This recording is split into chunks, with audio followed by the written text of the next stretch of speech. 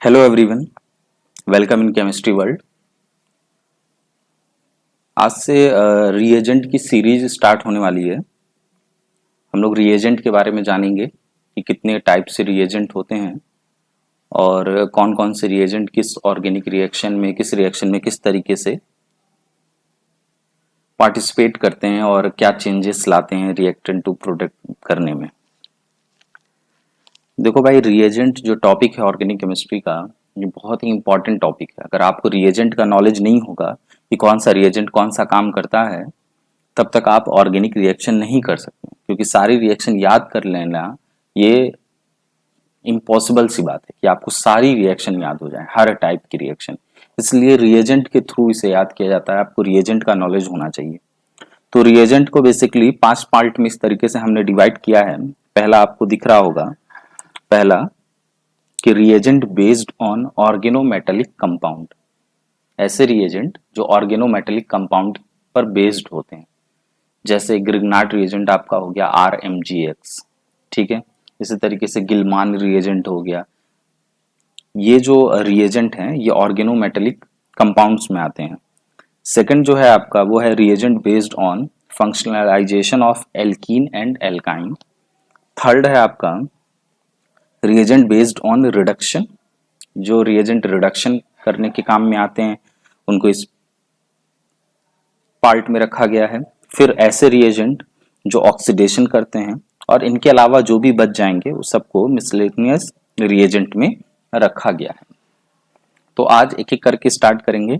सबसे पहले हम लोग स्टार्ट करने वाले हैं reagent based on organometallic compound, और इसमें भी सबसे पहले हम लोग पढ़ेंगे ग्रिग्नार्ड रिएजेंट के बारे में। सबसे पहले जो हम लोग पढ़ने वाले हैं वो हम लोग पढ़ेंगे ग्रिग्नार्ड रिएजेंट के बारे में।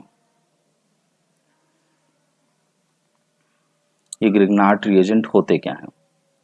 बेसिकली ग्रिग्नार्ड रिएजेंट कहा जाता है RMGX, ठीक है। इसमें R एल्काइल ग्रुप कोई भी हो सकता है, और यहाँ पर एराइल ग्रुप भी हो सकता है, यानी एरोमेटिक कोई रिंग लगा हो, फेनिल रिंग लगा हो, ठीक है। ये जो आपका मैग्नीशियम है ये इलेक्ट्रोपॉजिटिव नेचर का है, और ये जो X है ये आपका हेलोजन है, ठीक है। अभी क्या है, क्योंकि जो मैग्नीशियम जो है वो इलेक्ट्रोपॉजिटिव नेचर का होता है, इसलिए इसके ऊपर पार्शियली पॉजिटिव चार्ज और एल्काइल ग्रुप पर पार्शियली निगेटिव चार्ज आता है। अब ये ग्रिग्नार्ड रिएजेंट किस काम में आता है? देखो भाई, ये ग्रिग्नार्ड रिएजेंट एक ऐसा वर्सेटाइल रिएजेंट है जो कि सबसे कॉमन रिएजेंट है, जो कि हर कंपाउंड के साथ, ऑर्गेनिक केमिस्ट्री में हर कंपाउंड के साथ रिएक्शन कर लेता है। सबसे ज्यादा रिएक्शन अगर कोई करने वाला कंपाउंड है तो वो ये ग्रिग्नार्ड रिएजेंट है। वो किसी भी टाइप का कंपाउंड, वो चाहे किस तरह का भी फंक्शनल ग्रुप रखता है, मैक्सिमम सबके साथ रिएक्शन कर लेता है। बहुत ही वर्सेटाइल रिएजेंट है ग्रिग्नार्ड रिएजेंट। इसका सबसे पहला काम यही है जो हमने आपको बताया था कि ये रिड्यूसिंग एजेंट होता है। सबसे फर्स्ट ये है कि ये एक रिड्यूसिंग एजेंट है। फिर दूसरा क्या है, ये एज अ बेस भी बिहेव करता है। और तीसरा क्या है, ये एक न्यूक्लियोफाइल है, ठीक है। तो इसके अलग अलग टाइप के रिएक्शन देखने को मिलते हैं। ये रिड्यूस भी करता है, ये बेस भी है, और ये एक न्यूक्लियोफाइल भी है, ठीक है। तो सबसे पहले हम लोग बात करेंगे इसके बेसिक प्रॉपर्टी के बारे में, यानी ये बेस कैसे है, कब ये एसिड बेस रिएक्शन करेगा। देखो, एक पॉइंट अपने दिमाग में रखो, कोई भी रिएक्शन है तो वहां सबसे पहले ये देखा करो क्या एसिड बेस रिएक्शन हो सकती है। कोई भी आपको रिएक्शन मिल जाए, सबसे पहले यही चेक किया करो, एसिड बेस रिएक्शन, क्योंकि ये बहुत ही फास्ट होती है। तो अगर कहीं पर भी मौका मिल रहा है कि एसिड बेस रिएक्शन हो सकती है, तो सबसे पहले एसिड बेस रिएक्शन ही होती है। अगर किसी भी सबस्ट्रेट में एसिडिक हाइड्रोजन पाया जा रहा है, ठीक है, किसी भी सबस्ट्रेट में एसिडिक हाइड्रोजन है, जैसे फॉर एग्जांपल कार्बोक्सिलिक एसिड हमने लिखा RCOH। अब ये एसिडिक हाइड्रोजन का क्या चक्कर है? देखो भाई, एसिडिक हाइड्रोजन उस हाइड्रोजन को बोलते हैं जो इलेक्ट्रोनिगेटिव एटम से डायरेक्ट जुड़ा हो, ठीक है। ये जो हाइड्रोजन है ये एसिडिक हाइड्रोजन है, ठीक है। क्यों? क्योंकि ये डायरेक्ट किससे जुड़ा है? ऑक्सीजन से, और oxygen is the most electronegative atom. Fluorine के बाद दूसरे नंबर पर 3.5 इसकी इलेक्ट्रोनिगेटिविटी होती है। तो ऐसा हाइड्रोजन जो डायरेक्टली इलेक्ट्रोनिगेटिव एटम से जुड़ा रहता है, उस हाइड्रोजन को हम लोग एसिडिक हाइड्रोजन बोलते हैं, ठीक है। अगर ये कहीं पर मौजूद है और आपने ग्रिग्नार्ड रिएजेंट रखा RMGX, ये पार्शियली पॉजिटिव, ये partially negative, sorry, partially negative. ठीक है, तो वहां पर कोई और रिएक्शन ना होकर के सब Grignard reagent as a base work करेगा और वो एसिडिक हाइड्रोजन को अपने साथ निकाल ले जाएगा और फाइनली क्या बना देगा, आपका RH को एक हाइड्रोकार्बन बना करके दे देगा। ठीक है, तो ये बात आपको पॉइंट आउट रखना है कि अगर ऐसा कंपाउंड जिसमें एसिडिक हाइड्रोजन मौजूद है तो सबसे पहले ग्रिग्नार्ड रिएजेंट उस पर एज अ बेस एक्ट करेगा। ठीक है, सबसे पहले वो एज अ बेस वर्क करने लगेगा। थोड़ा सा और मैं यहाँ पर आपको क्लियर करता चलूं कि एसिडिक हाइड्रोजन को और कैसे देखते हैं। देखो भाई, एसिडिक हाइड्रोजन की पहचान मैंने क्या बताई थी। एसिडिक हाइड्रोजन सबसे सिंपल सी पहचान है कि इलेक्ट्रोनेगेटिव एटम से जो हाइड्रोजन जुड़ा रहेगा उस हाइड्रोजन को हम लोग एसिडिक हाइड्रोजन मान लेंगे। लेकिन जैसे एक बात और कि एसिडिक हाइड्रोजन वो हाइड्रोजन होता है जिसको निकालने पर एनायन बनता है और वो एनायन स्टेबलाइज हो रहा हो। जैसे इसी को अगर देख लें R≡CO और आपने H को निकाला तो H निकालने पर O पर निगेटिव चार्ज आएगा। अब ये जो निगेटिव चार्ज है वो स्टेबलाइज हो रहा है एज अ रेजोनेंस। कैसे, देखो निगेटिव चार्ज और पाई बॉन्ड अल्टरनेट पोजीशन पर है कि नहीं, तो रेजोनेंस के जरिए या किसी भी तरीके से अगर वो निगेटिव चार्ज स्टेबलाइज हो रहा है तो समझ जाइए वो जो हाइड्रोजन हमने निकाला है वो हाइड्रोजन एसिडिक हाइड्रोजन है। ठीक है, तो ये एसिडिक हाइड्रोजन पता करने का तरीका है। अगर किसी भी रिएक्शन में अगर एसिडिक हाइड्रोजन मौजूद है तो वहां पर ग्रिग्नार्ड रिएजेंट सबसे पहले एज अ बेस एक्ट करेगा। तो आपको ध्यान में रखना है कि अगर किसी भी रिएक्शन में एसिड बेस रिएक्शन होने की पॉसिबिलिटी मौजूद है तो सबसे पहले आपको काम यही है कि आप एसिड बेस रिएक्शन कराएंगे। जैसे अगर हमने एल्डिहाइड लिखा RCOH, ठीक है, और आपके पास ये है ग्रिग्नार्ड रिएजेंट एंड MgX।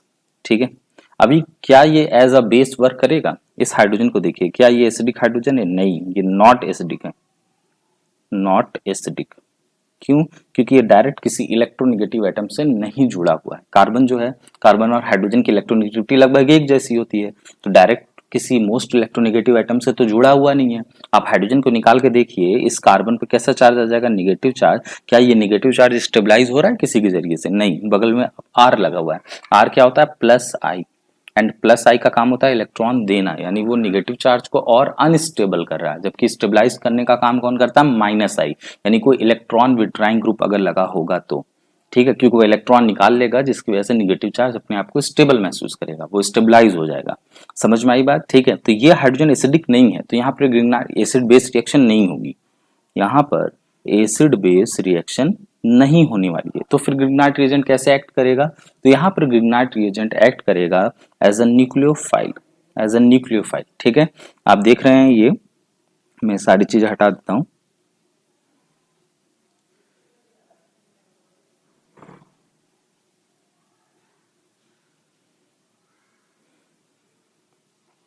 ये पाई बॉन्ड ब्रेक होगा, इस कार्बन पर आएगा पॉजिटिव चार्ज, इस पर आएगा निगेटिव चार्ज, और ये जो न्यूक्लियोफाइल का वर्क करेगा एल्काइल ग्रुप, वो जहां देखेगा पॉजिटिव चार्ज वहां पर अटैक कर जाएगा। तो फाइनली ये क्या हो जाएगा, RCO और इसके साथ MgX, माइनस है तो माइनस के साथ ये प्लस वाला हिस्सा लग गया और इस कार्बन पर एल्काइल ग्रुप और ये H। ठीक है, आगे चल करके फर्दर इसका हम लोग हाइड्रोलिसिस कर देते हैं। तो हाइड्रोलिसिस करने से क्या होगा कि ये OMgX की जगह पर OH हो जाएगा और ये आपका एल्कोहल बनकर आ जाएगा। ठीक है, तो ये हो गया एज अ न्यूक्लियोफाइल किस तरीके से वो वर्क करता है। एक आध एग्जाम्पल और देखते हैं इसके। ईस्टर अगर हम ले, RC≡O, OR', ठीक है, एंड R'≡MgX। मैं इसलिए करके लिख रहा हूं जैसे आपको हर एल्काइल ग्रुप का फर्क समझ में आए। यहाँ पर भी कोई एसिडिक हाइड्रोजन आपको नहीं दिख रहा है। ठीक है, तो सबसे पहले यही होगा कि ये पाई बॉन्ड ब्रेक होगा और ये एज अ न्यूक्लियोफाइल वर्क करेगा, ये प्लस और ये हिस्सा माइनस में, ये इस पर अटैक करेगा और ये हो जाएगा RCOMgX और यहाँ लग गया R'' एंड OR'। ठीक है, ये इस तरीके से आपका होकर के आया। फिर फर्दर और कैसे इसमें रिएक्शन हो सकता है, फर्दर ये रिएक्शन हो सकता है कि आप MgX को हटा दें, ये यहाँ आ जाए और ये पोर्शन निकल जाए आपका, तो फाइनली ये कीटोन बन जाता है R'।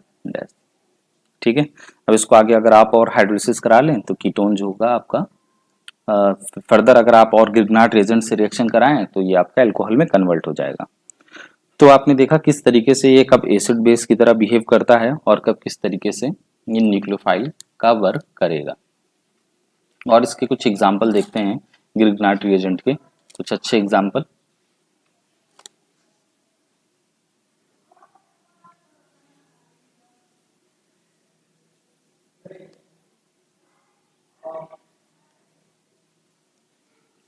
जैसे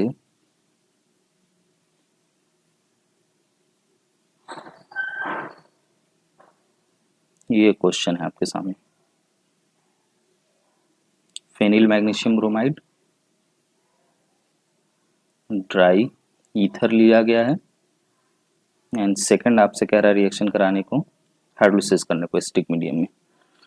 तो सबसे पहले क्या होने वाला है, आप देख रहे हैं कोई एसिडिक हाइड्रोजन तो प्रेजेंट है नहीं, तो ये एज ए न्यूक्लियोफाइल वर्क करेगा। तो ये बॉन्ड हम लोग ब्रेक करेंगे और इस पर अटैक करेगा आपका न्यूक्लियोफाइल। तो ये कंपाउंड हो जाएगा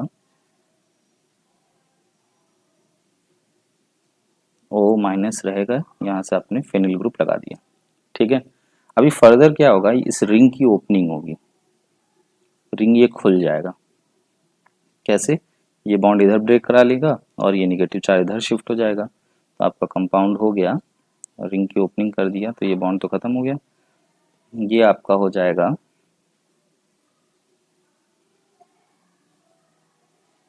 डबल बॉन्ड O और O पर निगेटिव चार्ज और इसके साथ लगा हुआ है फेनिल। ठीक है, फिर नेक्स्ट क्या होगा, इसके आगे और भी रिएक्शन हम लोग करा सकते हैं, साथ साथ में नोट करते चलिए। अगर दोबारा फिर से ग्रिग्नार्ड रिएजेंट तो मौजूद होगा ही, इस पर दोबारा फिर से अटैक कर सकता है, निगेटिव प्लस, ये पाई बॉन्ड ब्रेक होगा और ये फिर से इस पर अटैक करेगा। ये हो जाएगा आपका O माइनस 2 फेनिल ग्रुप। ठीक है, ये लग चुके हैं। अभी क्या है, नेक्स्ट इसका क्या करना है, हाइड्रोलिसिस करना है।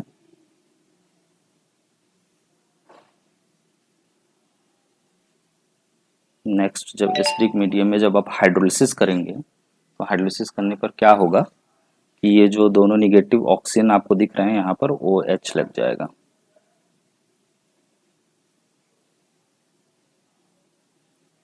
ठीक है, तो ये कुछ इस तरीके से रिएक्शन हो रही है। एक और एग्जांपल देखते हैं इसका अच्छा सा,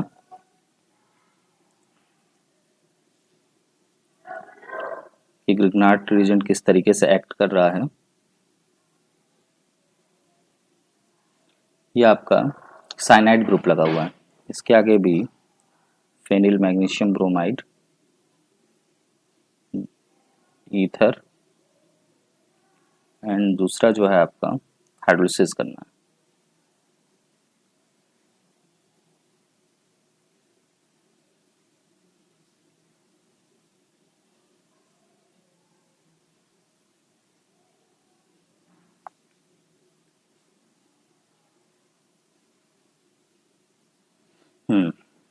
क्या करना है आपको, दिख रहा है कि जो साइनाइड है इसका कार्बन और नाइट्रोजन में इलेक्ट्रोनेगेटिविटी डिफरेंस है, पाई बॉन्ड भी है, तो ये बॉन्ड हम लोग ब्रेक कर लेंगे। नाइट्रोजन पे नेगेटिव चार्ज, कार्बन पे पॉजिटिव चार्ज। आपको पता है ये एज ए न्यूक्लियोफाइल वर्क करता है। ग्रिग्नार्ड रिएजेंट कहाँ अटैक करेगा, जहाँ इलेक्ट्रॉन की कमी आपको दिख रही है, ये फाइनली यहाँ अटैक कर जाएगा। तो ये आपका बन गया N double bond N minus.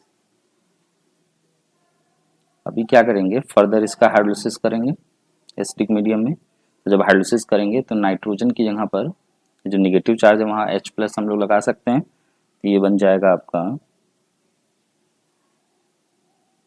Double bond NH। ठीक है, अभी इस रिएक्शन को आगे और भी प्रोसीड किया जा सकता है, क्योंकि एक चांसेस दिख रहा है, डबल बॉन्ड लगा हुआ है, तो अगर हम लोग हाइड्रोलिसिस आगे और करते हैं तो ये पाई बॉन्ड फिर से ब्रेक हो सकता है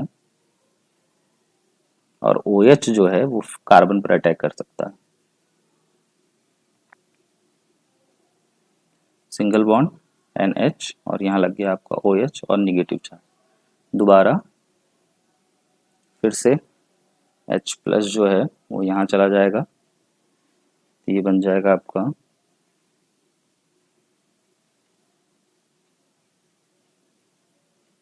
NH2। और यहाँ से एक चांसेस और दिख रहा है कि अगर आप यहाँ से अमोनिया को बाहर निकाल लें, रिएक्शन में चांसेस देखने होंगे आपको ऑप्शन के हिसाब से। यहाँ पे आप प्रोसेस दिख रहा है कि अगर आप अमोनिया को निकाल लें, यह दिख रहा है NH2 और एक H, तो ये पाई बॉन्ड इधर शिफ्ट हो जाएगा, पाई बॉन्ड आ जाएगा यहाँ पर, C double bond O and PH। तो फाइनल ये प्रोडक्ट आपका बन करके आ गया। तो ये कुछ एग्जाम्पल हैं ग्रिग्नार्ड रिएजेंट के। ग्रिग्नार्ड रिएजेंट रिएक्शन में किस तरीके से पार्टिसिपेट लेता है, कहाँ पर एसिड बेस रिएक्शन होने की चांसेस होंगे वहां पर एसिड बेस रिएक्शन करेगा, और जहां पर एज अ न्यूक्लियोफाइल वर्क करना होगा वहां पर एज अ न्यूक्लियोफाइल भी वर्क करेगा। अब देखते हैं ग्रिग्नार्ड रिएजेंट के बारे में कुछ रूल रेगुलेशन देखते हैं। जैसे फॉर एग्जांपल अगर सबस्ट्रेट में हमने एमाइड यूज किया हुआ है और वो एमाइड कैसा है, टर्शरी एमाइड है, तो ग्रिग्नार्ड रिएजेंट क्योंकि एज अ रिड्यूसिंग एजेंट भी है, तो जो एमाइड को टर्शरी एमाइड है उसको कीटोन रिड्यूस करके ले आएगा या एल्डिहाइड पे ले आएगा। इस स्टेज पे रोकना नहीं है क्योंकि एमाइड रिड्यूस होकर के या तो कीटोन बनेगा या तो एल्डिहाइड बनेगा, ठीक है, वो रुकेगा नहीं बल्कि एल्कोहल पर जाकर के वो रिड्यूस होगा, ठीक है। यानी इस रूल को लिखना है हमें, एनी टर्शरी एमाइड, बहुत इंपॉर्टेंट बात बताने चल रहे हैं, any tertiary amide react with Grignard reagent. अगर कोई भी टर्शरी एमाइड है जो कि ग्रिग्नार्ड रिएजेंट के साथ हम लोग रिएक्शन करा रहे हैं, तो वो रिएक्शन स्टॉप नहीं होगी कीटोन और एल्डिहाइड पे जाकर, क्योंकि रिड्यूस होकर के कीटोन या एल्डिहाइड बन गया तो रिएक्शन रुक गई, नहीं रिएक्शन रुकेगी नहीं, बल्कि रिएक्शन कहाँ तक जाएगी, रिएक्शन जाएगी जब तक वो अल्कोहल में कन्वर्ट ना हो जाए। We cannot stop reaction at ketone or aldehyde stage and alcohol forms ultimately, ठीक है, अल्कोहल बन करके आता है। लेकिन मान लीजिए हम चाहते हैं कि ये जो टर्शरी एमाइड की रिएक्शन को हम एल्डिहाइड या कीटोन पर ही रोकना चाहते हैं, ठीक है, तो हमें एक ऐसा टर्शरी एमाइड लेना होगा जो कि टर्शरी एमाइड पर OR ग्रुप प्रेजेंट हो। अगर मान लीजिए OR ग्रुप प्रेजेंट है, if OR group present at nitrogen, it will make a transition state। पहले लिख लेते हैं फिर मैं आपको इसको एक्सप्लेन कर देता हूँ। Transition state by the chelation effect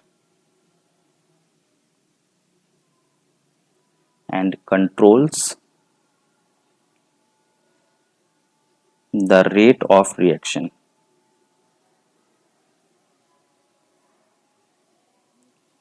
and the product is ketone not alcohol। और इस तरह के एमाइड को हम लोग बोलते हैं विनरिब एमाइड। इस तरह के एमाइड को कहा जाता है Weinreb amide, not alcohol and called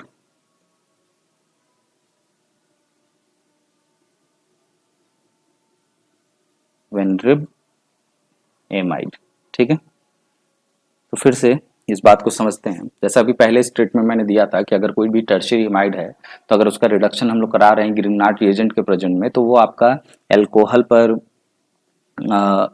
पर ही जाकर रुकेगा, वो कीटोन पर हमसे रोक नहीं सकते। लेकिन मान लीजिए कोई ऐसा भी टर्शियरी एमाइड है जिस पर OR ग्रुप लगा हुआ है, तो ये जो OR ग्रुप होता है वो ट्रांजिशन स्टेट बना लेता है या चिलेशन इफेक्ट के द्वारा, ठीक है। तो चिलेशन इफेक्ट के द्वारा क्या करता है, वो ट्रांजिशन स्टेट ले आता है, और ट्रांजिशन स्टेट लाने से क्या होता है, जो रेट ऑफ रिएक्शन है वो थोड़ी सी कम हो जाती है, कंट्रोल में आ जाती है। तो कंट्रोल में आने की वजह से जो प्रोडक्ट है वो एल्कोहल ना बन करके कीटोन ही बनता है, और ऐसे एमाइड को हम लोग वेनरिब एमाइड बोलते हैं। ठीक है, तो एक एग्जाम्पल देखेंगे अच्छा सा, तो बात समझ में आ जाएगी।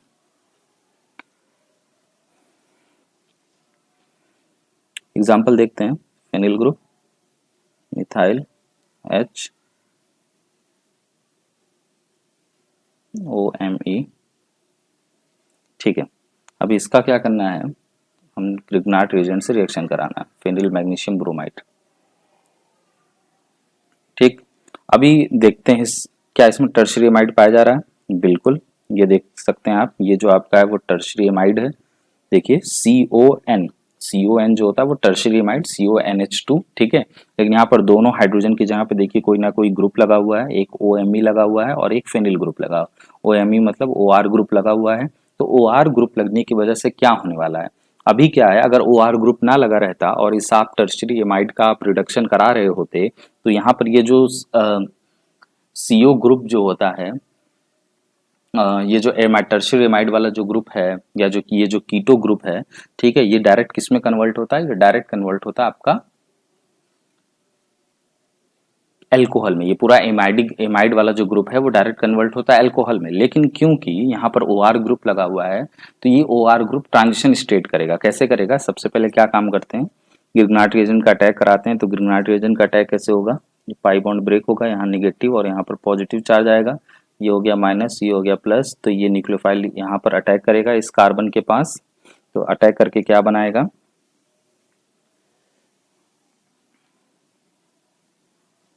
ये बनेगा HO- और यहाँ हमने लगा दिया PH और NOMe और एक PH और लगा, और यहाँ पे लगा है MgBr।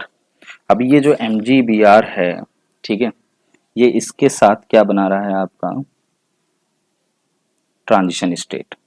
ठीक है, ये इसके साथ चिलेशन कर रहा है। तो ये जो ट्रांजिशन स्टेट है स्टेबलाइज्ड बाय चिलेशन।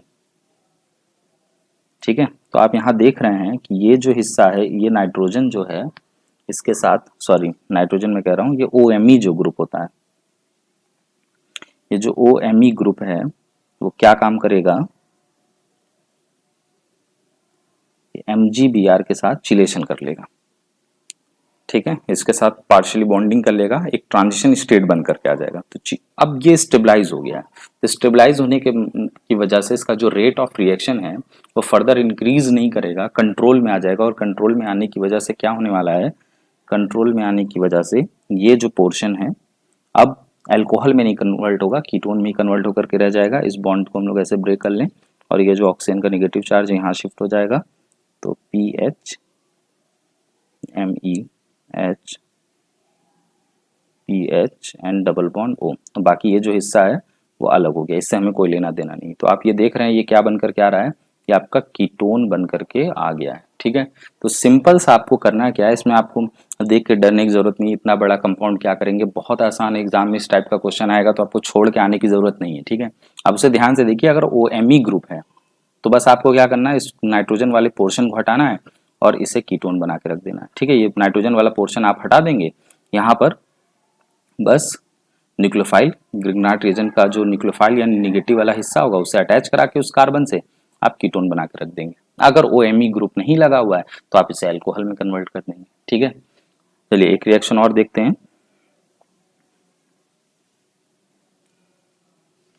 अच्छा एग्जाम्पल है ये भी।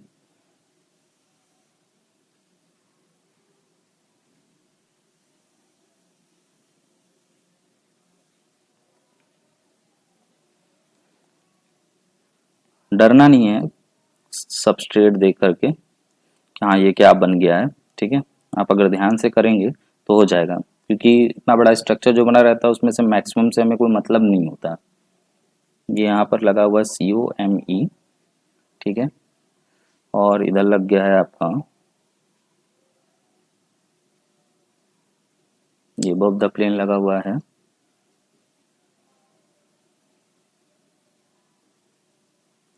एमाइड है, और एमाइड भी कैसा है, टर्शियरी एमाइड है, और टर्शियरी एमाइड पे आप देख रहे हैं OMe लगा हुआ है, यानी OR ग्रुप लगा हुआ है, और आपको रिएक्शन कराना है ग्रिग्नार्ड रिएजेंट से RMgx। ठीक है, ये जो एग्जाम्पल लिया गया है ये आपका कॉर्थरस बुक से लिया गया है, कॉर्थरस बुक से, बहुत ही फेमस बुक है, अच्छी बुक है। ठीक है, तो वहां से ये एग्जाम्पल हमने लिया हुआ है। तो ये जो ग्रिग्नार्ड रिएजेंट है, और यहाँ पे दे रखा है टेम्परेचर 0 डिग्री सेल्सियस। ठीक है, अभी क्या करना है कि आपको अटैक कराना है कार्बोनिल ग्रुप वाले कार्बन पर, यानी ऐसा कार्बन जो इलेक्ट्रॉन डिफिशियंट हो, वहां पर आपको अटैक कराना है, क्योंकि ये एज अ न्यूक्लियोफाइल वर्क करेगा, निगेटिव एंड प्लस। ठीक है, लेकिन यहाँ पर एक दिक्कत ये है कि यहाँ पर दो दो आपके कार्बोनिल ग्रुप मौजूद हैं, एक कार्बोनिल ग्रुप ये मौजूद है, ठीक है, और एक कार्बोनिल ग्रुप ये वाला मौजूद है। तो ये जो ग्रिग्नार्ड रिएजेंट का निगेटिव पार्ट है, ये जो न्यूक्लियोफाइल है, वो अटैक कहाँ करेगा? ठीक है, तो यहाँ पर अटैक नहीं करेगा, ये जो कंडीशन दे रखी है 0 डिग्री सेल्सियस की, वो इस जगह पर अटैक नहीं करेगा, क्योंकि आप देख रहे हैं यहाँ पर इस वाले कार्बोनिल ग्रुप पर जो आपको दिख रहा है, इस वाले कार्बोनिल ग्रुप पर जो आपको दिख रहा है, ये बहुत ज्यादा हिंड्रेड है चारों तरफ से। ये वाला जो कार्बोनिल ग्रुप है, इसके अगल बगल का हिस्सा देखिए, ठीक है, ये जो बहुत ज्यादा हिंड्रेड है, दिस ग्रुप, इस पर अटैक नहीं कर सकता। This group does not reacts, does not reacts. क्यों? क्योंकि हिंड्रेड है, हाईली हिंड्रेड, हाईली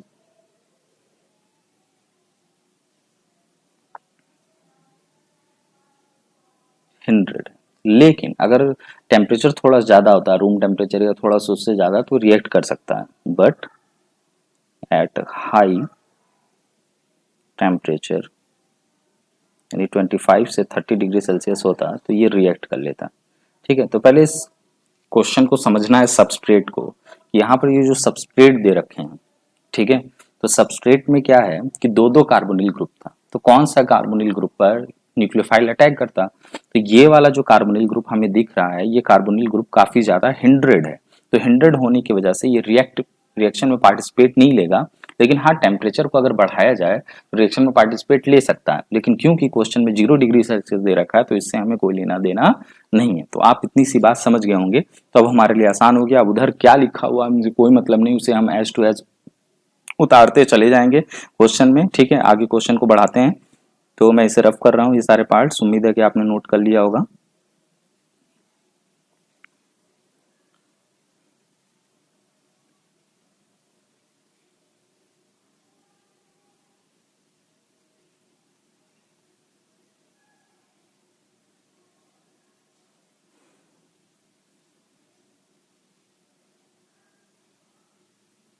ठीक है, तो अब फाइनली इस पर अटैक करेगा, तो ये पाई बॉन्ड ऐसे ब्रेक होगा, और ये आर वाला पोर्शन जो है यहाँ अटैक कर गया।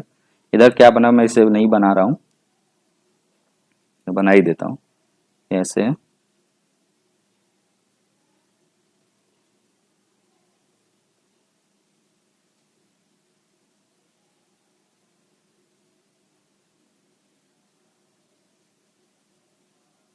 निगेटिव NOMe ME, और इसके साथ लग गया है क्या, PH ग्रुप या R ग्रुप।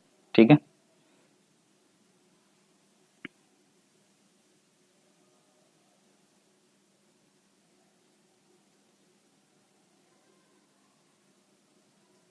और MgX। ठीक है, इसको थोड़ा सा ऐसे बना देते हैं, OMe को इस साइड लिख देते हैं, OMe को ME इधर लिख देते हैं, और OM इधर लिख देते हैं। ठीक है, अब ये जो OMe वाला है, ये MgX के साथ क्या कर लेगा, चिलेशन कर लेगा। ठीक है, तो ट्रांजिशन स्टेट बनकर क्या गया, स्टेबलाइज हो गया। स्टेबलाइज होने के बाद हमें क्या करना है, इस पूरे पोर्शन को हमें अलग कर देना है, और ये ऑक्सीजन का नेगेटिव चार्ज यहाँ शिफ्ट हो जाएगा, यहाँ पर इस बॉन्ड पर जैसे क्या बन जाएगा, इधर का पोर्शन मैं नहीं बना रहा हूँ, direct double bond O and R। ठीक है, यहाँ पे जो बना है ये सेम टू सेम है। ठीक है, समझ में आई बात? इस तरीके से ये आपका बनकर के आ गया। तो फाइनली हमने देखा कि ग्रिग्नार्ड रिएजेंट किस तरीके से रिएक्ट करता है। एक स्पेशल बात थी टर्शियरी एमाइड को लेकर के, वो भी हमने डिस्कस कर लिया अच्छे से। एज अ बेस वर्क करेगा जब कोई भी एसिडिक हाइड्रोजन मौजूद होगा, नहीं तो वरना आपका न्यूक्लियोफाइल की तरह वर्क वो करेगा, अटैक करेगा। लेकिन अब बात ये आती है कि ग्रिग्नार्ड रिएजेंट जो है वो कैसा न्यूक्लियोफाइल है, हार्ड न्यूक्लियोफाइल है कि सॉफ्ट न्यूक्लियोफाइल है। ठीक है, ये हम लोग देखेंगे, क्योंकि अभी एडिशन के बारे में बात करेंगे हम लोग कि अगर कोई भी कॉन्जुगेटेड या हम लोग बोल सकते हैं अल्फा बीटा अनसैचुरेटेड, अगर कोई भी कार्बोनिल कंपाउंड हो, अल्फा बीटा अनसैचुरेटेड, ठीक है, ये कार्बोनिल कंपाउंड, ये अल्फा और ये बीटा, ठीक है, तो यहाँ पर दो टाइप के एडिशन होने के चांसेस होते हैं। एक तो होता है या तो डायरेक्ट एडिशन हो, ठीक है, डायरेक्ट एडिशन को हम लोग बोलते हैं 1 2 3 4, ठीक है। यहाँ पर अगर कोई न्यूक्लियोफाइल है, ये 1 है, ठीक है, न्यूक्लियोफाइल दो तरीके से अटैक कर सकता है। एक तो होता है 1,2 एडिशन जिसे बोलते हैं, या इसी को बोला जाता है डायरेक्ट एडिशन, ठीक है। एक चांसेस ये होता है और एक चांसेस होता है ये ऐसे ब्रेक हो जाएगा और ये न्यूक्लियोफाइल यहाँ अटैक कर देगा, ठीक। और एक चांसेस होता है, जैसे मैंने कहा 1 2 3 4, ये इधर शिफ्ट हुआ और ये इधर शिफ्ट हुआ, इसे बोलते हैं 1,4 एडिशन।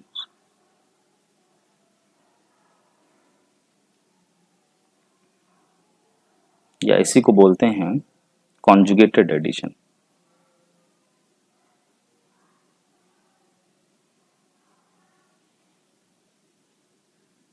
कॉन्जुगेटेड एडिशन या इसी को हम लोग बोलते हैं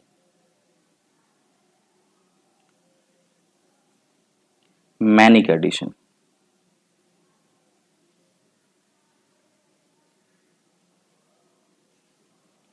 ठीक है, तो दो टाइप के पॉसिबिलिटी होती है। एक होता है अगर आपके सामने कोई alpha beta unsaturated carbonyl compound है तो दो टाइप की पॉसिबिलिटी है, या तो उस पर न्यूक्लियोफाइल 1,2 एडिशन करेगा, यानी जिसे हम लोग डायरेक्ट एडिशन बोलेंगे, या तो वहां पर न्यूक्लियोफाइल 1,4 अटैक करेगा, या उसे हम लोग कॉन्जुगेटेड एडिशन बोलेंगे, या 1,4 या मैनिक एडिशन बोलेंगे। तो ये किस टाइप की एडिशन करेगा इसे हम लोग अपने नेक्स्ट क्लास यानी नेक्स्ट वीडियो में डिस्कस करेंगे अच्छे से, ठीक है, कि न्यूक्लियोफाइल कितने कौन कौन से होते हैं, हार्ड न्यूक्लियोफाइल और कौन से सॉफ्ट न्यूक्लियोफाइल, कौन से 1,2 एडिशन करेंगे, कौन से 1,4 एडिशन करेंगे, इसे हम लोग देखेंगे, ठीक है। आगे आपको एक और इन्फॉर्मेशन देते चलते हैं कि ये रिएजेंट की सीरीज इसमें चालू रहेगी, ठीक है। अब ग्रिग्नार्ड रिएजेंट खत्म होगा तो उसके बाद हम लोग कोई और सा रिएजेंट फिर स्टार्ट करेंगे अलग सा, ये चलता रहेगा, जितने भी इंपॉर्टेंट रिएजेंट हम लोग डिस्कस करते चलेंगे, ठीक है। और साथ में आप कमेंट में आप अपना भी डिमांड बता सकते हैं कि आपको कौन से टॉपिक की ज़्यादा ज़रूरत है, तो हम उसे देखते हुए उसे भी हम उस पर वीडियो बनाएंगे, ठीक है।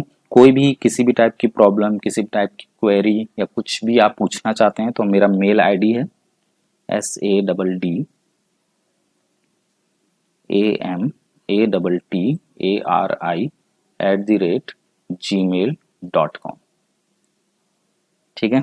और एक ऑफिशियल नंबर है, ठीक है, तो आप अगर चाहें तो उस पर भी अपने प्रॉब्लम्स पूछ सकते हैं, ठीक है।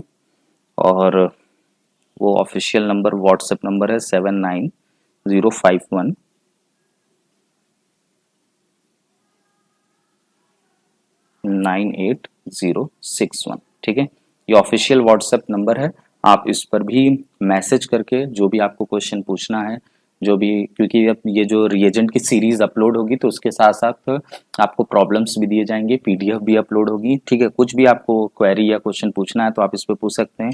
टाइमिंग रहेगा मॉर्निंग 10:30 AM से लेकर के इवनिंग का 5:30 PM, ठीक है, ये आपकी टाइमिंग है, ठीक। इस टाइम पर आप पूछ सकते हैं। आई होप ये वीडियो आपको काफ़ी मदद करेगी ग्रिग्नार्ड रिएजेंट को समझने में। Thank you very much.